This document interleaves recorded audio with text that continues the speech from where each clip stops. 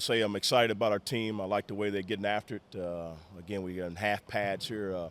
Practice number 4, practice number 3 was half pads also, and so it was just kind of good to see our guys meshing together. They showed me that they had been working out and doing some of the things. We got a lot of things that are going on, particularly on the offensive side of the ball. I think we're gelling a lot better from the standpoint of understanding our offense a little bit better. Guys are understanding what to do, when to do it. We're doing things a lot faster. We want to be up-tempo. We want to be attacking the defense and putting them on their heels. I see that's getting there. Defensively, I can sit here and say I can see we're a faster team. Every year we want to continue to use that term, fast.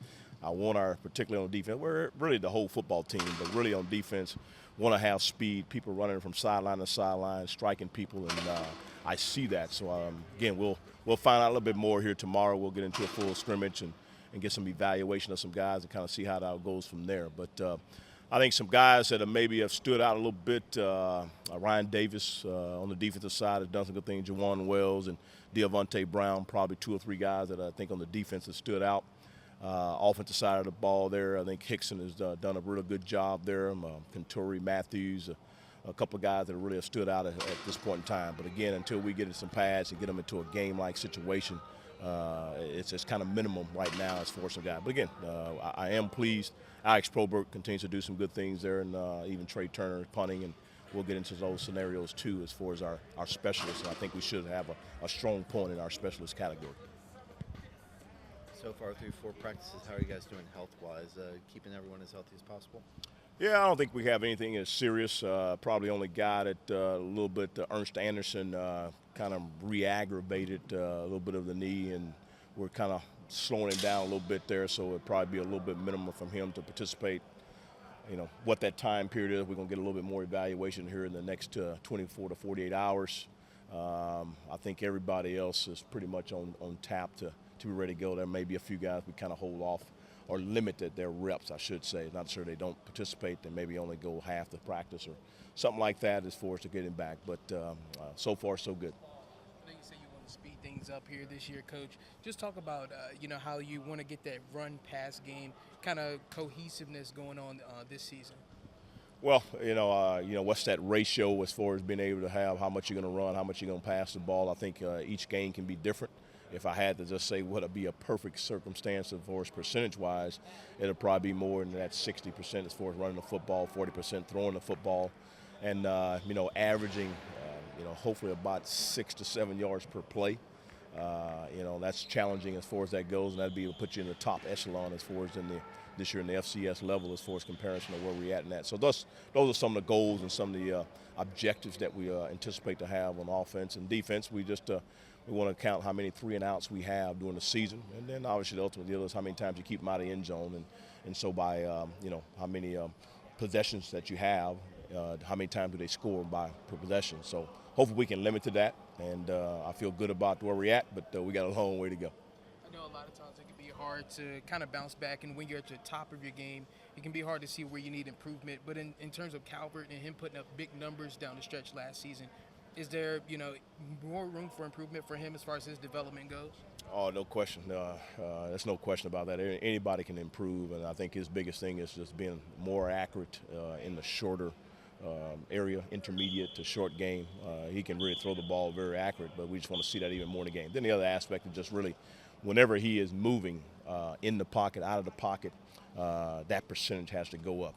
And in some cases, he may be having a completion, but I'm talking about accuracy, where the ball needs to be, so the runner can make something out the catch. So we're going to be a little bit more, I don't know if the word's tougher, harder, or whatever, in grading what he needs to do, because I know he wants to be the best in the country, so we're going to challenge him on every little thing that he does. And so he's improved. There's no question about that, and we're excited to have him on our football team. What do the first couple practices in full pads look like for you guys? Well, I think it's been physical, and I like that. What do you want it to look like? What I want it to look like as far as that goes, I guess it was just more execution as far as getting up and in and out of the huddles and getting lined up. I just say alignment. I'm not really too concerned about their technique right now, but just being able to know how to line up and then to have a great effort. Those two things you can control. You may not do the right technique, you may not do that, but you got to know where to line up. I want to see it get better and better each and every time. And then it's just the overall defense getting turnovers. And then offense, in one sense, you say you don't want any turnovers as far as that goes. So do we balance that out? You don't want to have a consistency where we're having multiple turnovers from an offensive point of view. But then on the other side, the head coach, I'm not happy with the defense if they're not getting turnovers. So I think overall in all the drills, it's kind of gone back and forth.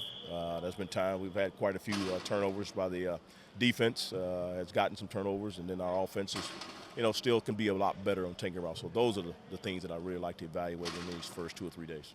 Zach Fouts is your only tight end with playing experience. What have you seen out of him as far as him being able to step into that leadership role? Yeah, he's had a good camp so far the first 3 or 4 days. I'm very pleased at how he's been going. I anticipate him to be a factor, more prevalent in the passing game and the running game. And so this is going to be a big year for him to step up and have a big role. Do you still want to see your offensive linemen be able to play multiple positions like you have in the past? Yeah, I think that's going to happen. I guess if you want to say being so perfect at it, you really say you got 5 or 6 people, and you know where they're going to be, and they play them every single football game. That's ideal.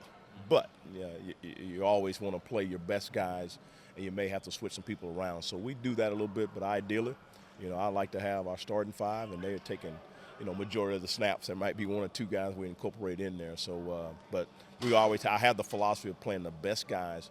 If they can play a guard or tackle or whatever, and they may play center, we're going to do that. Is it having padding on the outside of the helmets this year? Is that something different that you've done in the past? Yeah. Guardian was the name of the cap. They call them Guardian caps. Just a little bit more protection as far as the hits that are on a helmet. A little more padding. For that purpose, we're going to do that probably pretty much all the practice. We won't do them for the scrimmages, but as far as all the way in practice, because you continue to have so many hits that are going on for those things, we're going to show people that we're doing everything we can to help our student athletes be protected. I know in the past, the end goal may have been to reach the playoffs as a motivating factor. Considering that's not in the picture this year, how do you make sure your players stay motivated on the field to yet do their best this season as you guys transition? Well, we just look at them individually to say you got to get better at your craft, your skill. We still want to win every single football game. Whenever you go out and play a game, you want to compete and you want to win. So I think all of us naturally have that instincts and all those type of things. We still believe we have an opportunity to play our best, get our best record that we can have. And yeah, may not be officially can win the conference, but we want to go out and hopefully we can win the whole conference, beat our teams in our conference. So all the things are set to what we can get accomplished. May not be official, but I can guarantee you we're going to be ready to play. You mentioned Katori Matthews. Is he a guy that you envision being able to break into the rotation at running back? It's a very competitive position right now, and that's good. We got Frank Boyd, another young guy, a freshman too, that has some talent. We got Carrington Mobley, Frank Hickson, Mitchell Lewis. So I like it. We got a lot of competitiveness. Running backs, they come and go, you get bumps and bruises and injuries. So I can probably feel good about it at this point in time that we got a good, solid group of guys that can play, make plays. So I'm excited about it. And I think we got some other positions. I like the old line here. They got a lot of bodies and guys in there being very, very competitive. So it's very, very pleased as far as the running back position.